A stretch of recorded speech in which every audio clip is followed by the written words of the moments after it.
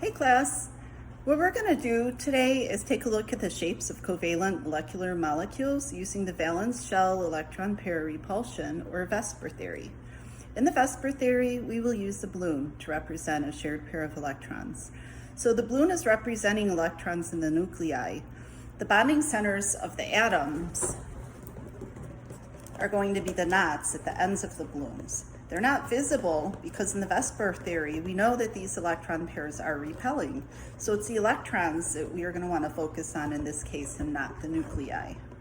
The shape of a molecule determines many of its physical and chemical properties. By designing molecules of particular shapes, chemists can design molecules that are useful for a wide range of applications, ranging from diagnosing and treating disease to monitoring and cleaning up pollution.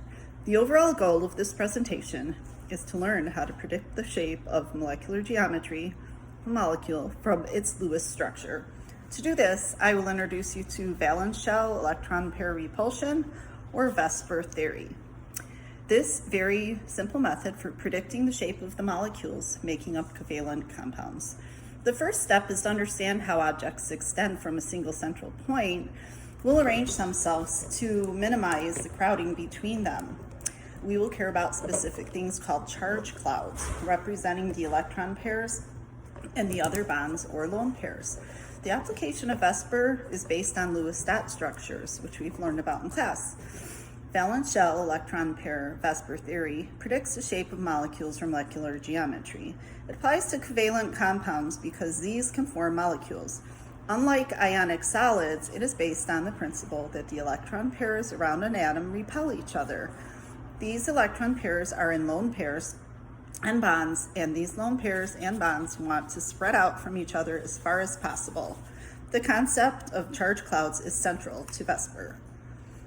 A charge cloud is either a bond to another atom or a lone pair. First, we count each connection to another atom to determine the number of charge clouds around a central atom. Doesn't matter if the relationship is single, double, or triple bond. Each connection counts only once, and we count each lone pair only once. The total of lone pairs and connections to other atoms is the number of charge clouds. Now I'm going to use some balloons to show you how charge clouds can arrange themselves in space.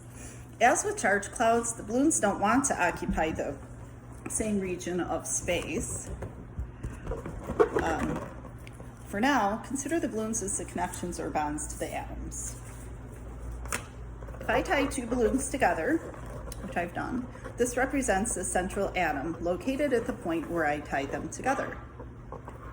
Connected to two other atoms, this is a model of a molecule like carbon. The center are not really visible because, like I said in VSEPR theory, we know the electron pairs are repelling, so we want to focus on these pairs. So if I stretch the neck of the balloon out, as I stretch the neck of the balloon out, then you actually can see the knots. But again, we're not looking at those. So I'm just going to take this. Like I said, I've wrapped the balloons together several times, so it's nice and tight. And then you can see that what happens is when I release the balloons, they contract back from each other. So the balloons stay together, but as soon as you let go, they just seem to go back. This is what we would call an example of a molecule of a B2 atom. A is in the center, and B would be here at the end of each balloon. These would be the two sets of electron clouds that are shared between the located atoms. So A in the middle and B, and I have two sets of electron clouds. These electron clouds are 180 degrees apart from each other because we know that like charges repel. So this balloon, or a set of electron clouds, and this set of electron clouds are the furthest apart that they can geometrically fill the space. This is a model of a molecule like carbon dioxide, or CO2, with a central carbon atom bonded to two oxygen atoms and no lone pairs. The balloons arrange themselves to form a line. If I try to push them together, they can't occupy the same region of space and resist this. When I let them go, they return to forming a line. This linear geometry is the lowest form of energy geometry. This is an example of two charge clouds, both being connected to atoms, There is no lone pair on the carbon atom, and the molecular shape is linear. There's a double bond between carbon and oxygen, but each double bond only counts as one charge cloud. So the next shape that we're going to look at is if I add another charge cloud and shake the balloons around to find their most stable arrangement, you can see that the balloons point to the corners of a triangle and all lie in the same plane. This geometry is called trigonal planar or planar triangular. This is a model of a molecule such as boron, trifluoride, or BF3. The central atom boron is where the balloons are tied together, and each balloon represents a bond to one of the three fluorine atoms. There are no lone pairs, and on the central bond atom, there are three charge clouds, each a bond to a fluorine atom. The molecular geometry here is, again, planar triangular. So, if I add a fourth balloon cloud, I now get a presentation of a molecule such as CH4, also known as methane or natural gas. The balloons point to the corners of what is called a regular tetrahedron. Regular tetrahedron is a type of polyhedron, three-dimensional object with flat faces and straight edges. The four faces of the tetrahedron are all equilateral triangles. This geometry of four balloons, again, is called tetrahedral. As a model of methane, the central atom is carbon, and each balloon represents a bond to a hydrogen atom. There are four charge clouds around the carbon. All of them are bonds. There are no lone pairs. The molecular geometry is tetrahedral. Note that the Lewis structure actually makes the molecule methane look planar, but in reality, it is a very three-dimensional structure with CH bonds, each pointing to the corner of the tetrahedron. So this is a pretty stable shape. In reality, the molecules collide until they form this stable shape. And so now we've gone from the plus shape to this shape, with four B's and an A, which is buried into the center again. So, and the bond angles would be 109.5 degrees. So far, we've seen three possible molecular geometries and examples of molecules adopting these geometries. The central atom in each case has no lone pairs. This is not to say that there are no lone pairs in the entire Lewis structure. There are lone pairs in both boron trifluoride and carbon dioxide, but they're on the peripheral atoms, not the central atom. With no lone pairs, the number of charge clouds is the number of connections or bonds to other atoms. With four charge clouds, the geometry is tetrahedral. With three charge clouds, trigonal planar or planar triangular, and with two charge clouds, the geometry is linear. So now what happens if we go from 4 to 5? Let's find out. Okay, so we could put 4 things in a molecule, right? We can put 5 if we can put 4. So I'm going to color coordinate this one by using a different color. I think the color coordination just helps me to be able to visualize what we're going to look at here. So we're back to the tetrahedral 4 things, and now we're in for BV1.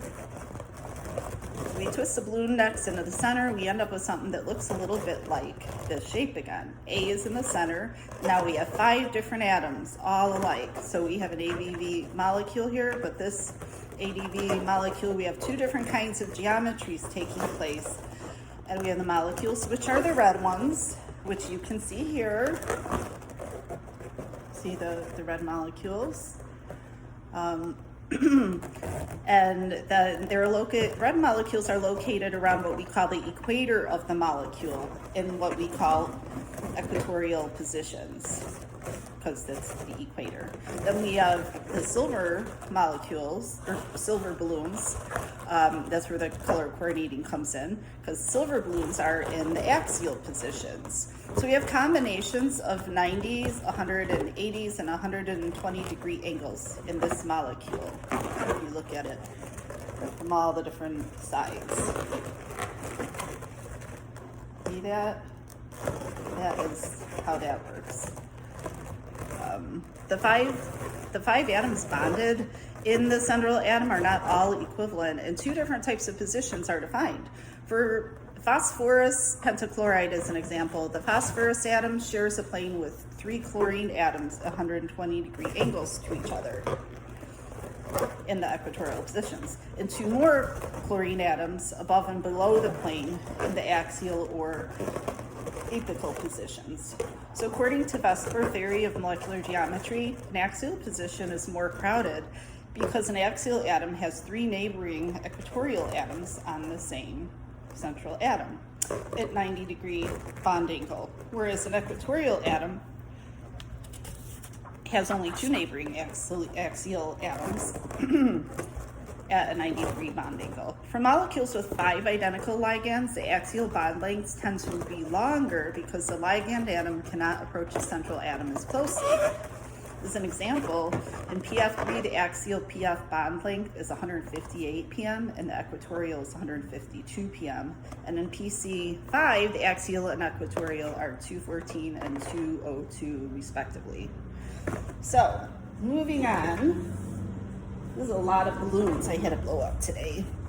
We have 6 things, in our final example, we have 6 things covalently bonded around one central atom again.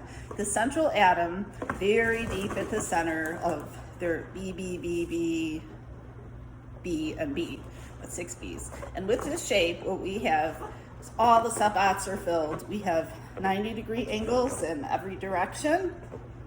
And this is the most atoms that you'll typically find around one central atom, defining the vertices of octahedron because of the geometries. To make this happen, the central atom would have to be a relatively large atom, and so therefore the atoms bound around it would be smaller. The shape, like I said, is called octahedral, and the reason it's called octahedral, you think octa, you think of 8. We only have 6 things bonded, but if you look at it, 3 balloons form one face, these 3 balloons form one face, these 3 balloons form another. And that's the reason it's called octa. So I have 1, 2, 3, 4 faces on top, and I have these same 4 faces on the bottom. Given the 8 looks, and therefore the octahedral name for that. Examples of octahedral compounds are sulfur hexafluoride, SF6, molybdenum, hexacarbonyl, MoCO6.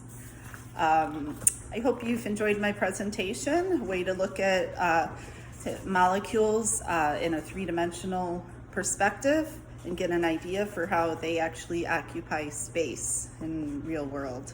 If you have any questions, feel free to reach out to me. Thank you.